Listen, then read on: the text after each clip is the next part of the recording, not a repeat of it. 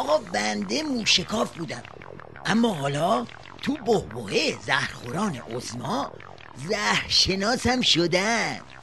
آقا این فرمول زهر خیلی پیچیده است، هم میپیچونه هم میترکونه. کل نظام که سهله، باند خود سیدعلی رو هم ترکونده اینها.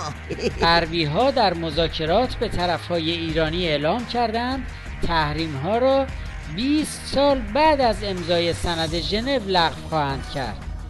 سند به گونه‌ای تنظیم شده که در آن به حق غنیسازی اورانیوم جمهوری اسلامی هیچ اشاره‌ای نشده و امکان افزایش مدت زمان تحریم ها هم وجود دارد.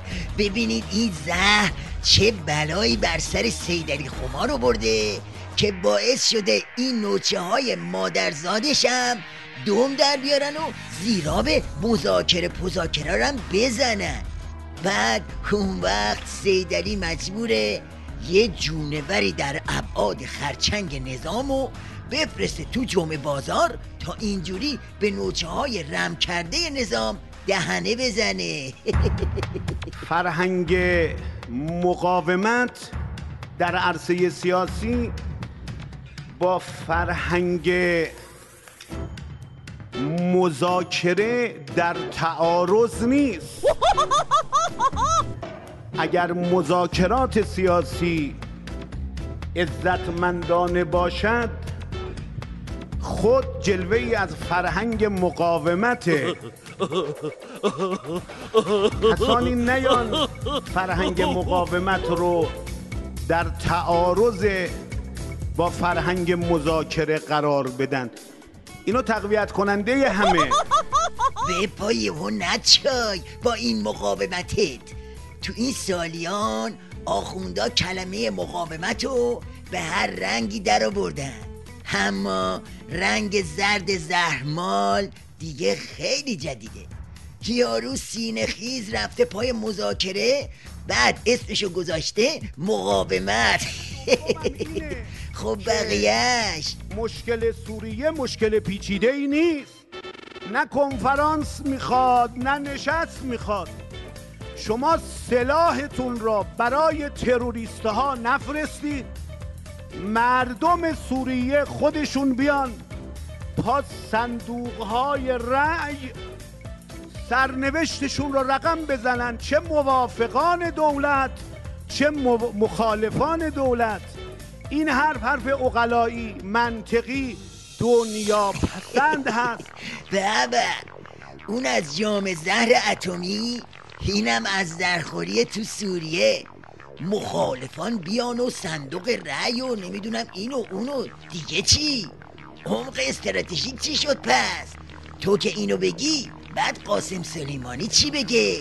عزت 35 ساله شما مردم مدیون مقاومت شماست، ایستادگی شماست. همین شعار مرگ بر آمریکای شماست.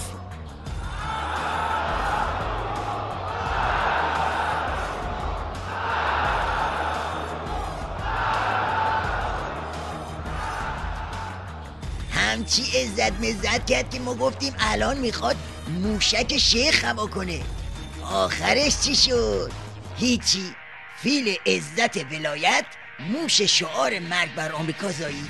بابا دیگه یه چیزی نگو که شیخ فری هم مسخرت کنه. خرچنگ شما فکر میکنه هی شعار بدیم میشه جنگ؟ میشه مبارزه؟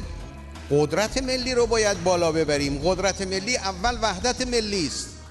بله اینجوری هست. طلسم شکستگی و زهرخوردگی آخرش همین میشه. حالا دیگه سیدعلی جای شعار و شعاربازی باید بندازه تو مسیر غیر و غمیش. ها بیا اینجوری.